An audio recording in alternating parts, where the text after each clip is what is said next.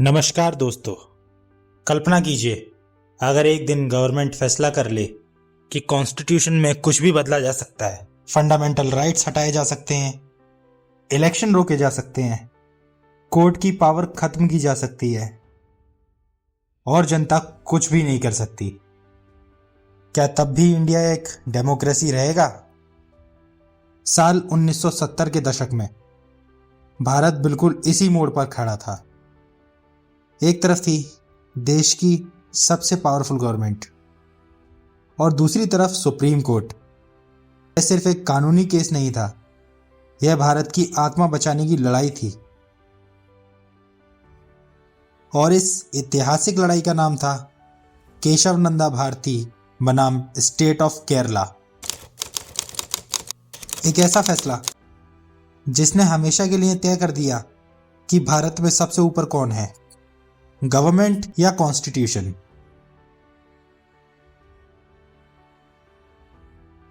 साल 1970 का भारत आज के भारत से बिल्कुल अलग था।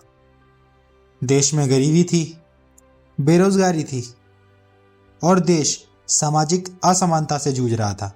कई बड़े बड़े जमींदारों और धार्मिक संस्थाओं के पास हजारों एकड़ जमीन थी, जबकि गरीब किसानों के पास रहने तक की जमीन नहीं थी। उस समय की प्राइम मिनिस्टर थी इंदिरा गांधी। उन्होंने गरीबी हटाओ का नारा दिया और देश में बड़े स्तर पर लैंड रिफॉर्म शुरू किए।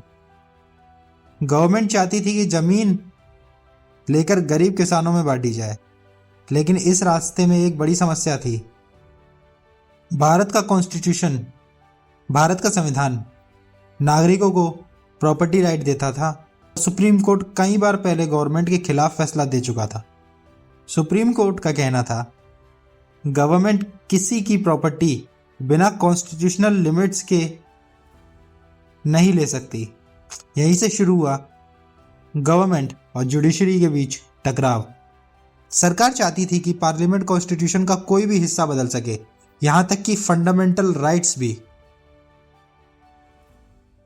इसी दौरान केरल के कासरगोड जिले में मौजूद एडनीर मठ भी गवर्नमेंट के लैंड रिफॉर्म लॉज से प्रभावित हुए। इस मठ के प्रमुख थे स्वामी केशवानंद भारती, जिन्होंने महसूस किया कि गवर्नमेंट धार्मिक संस्थाओं की संपत्ति और अधिकारों में हस्तक्षेप कर रही है। साल 1970 में केशवानंद भारती ने सुप्रीम कोर्ट में पिटीशन दायर की।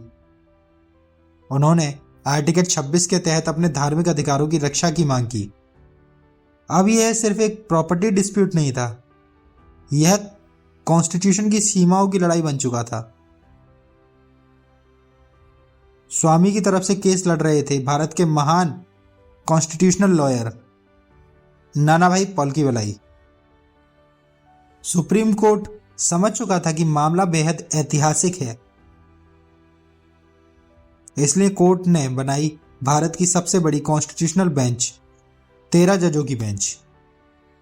31 अक्टूबर 1972 से शुरू हुई सुनवाई लगातार 68 दिनों तक चली। गवर्नमेंट का कहना था पार्लियामेंट जनता द्वारा बनाई गई संस्था है, अगर जनता बदलाव चाहती है तो पार्लियामेंट को कॉन्स्टिट्यूशन बदलने से कौन रोक सकता है। लेकिन नानाभाई ने एक ऐसा तर्क दिया जिसने पूरे देश को सोचने पर मजबूर कर दिया। अगर पार्लियामेंट को अनलिमिटेड पावर दे दी गई तो एक दिन डेमोक्रेसी भी खत्म हो सकती है। कोई भी गवर्नमेंट इलेक्शन खत्म कर सकती है, फ्रीडम ऑफ स्पीच खत्म कर सकती है और फिर कॉन्स्टिट्यूशन सिर्फ एक कागज बनकर रह जाएगा। उनका कहना बिल्कुल सही था। अगर हम सरकार को इतनी पावर दे देंगे कि वह संविधान के किसी भी भाग को चेंज कर सकें, तो एक दिन ऐसा आएगा कि हमें इन सारी समस्याओं के साथ जूझना पड़ेगा।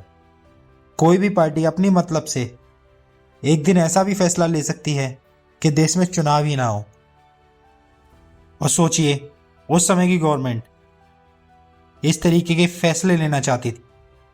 24 अप्रैल 1973 सुप्रीम कोर्ट ने अपना एक ऐतिहासिक फैसला सुनाया।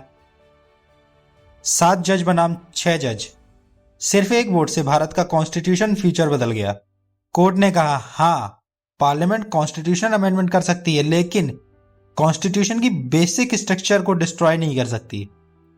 बेसिक स्ट्रक्चर का मतलब है कॉन्स्टिट्यूशन की वो मूल पहचान जिसे कोई भी गवर्नमेंट खत्म नहीं कर सकती, जिनमें से कुछ हैं democracy, rule of law, judicial review, federalism, secularism, separation of power, free elections और फंडामेंटल राइट्स।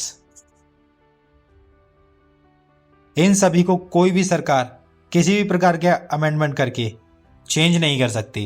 इस फैसले में सबसे महत्वपूर्ण भूमिका निभाई जस्टिस HR खन्ना ने।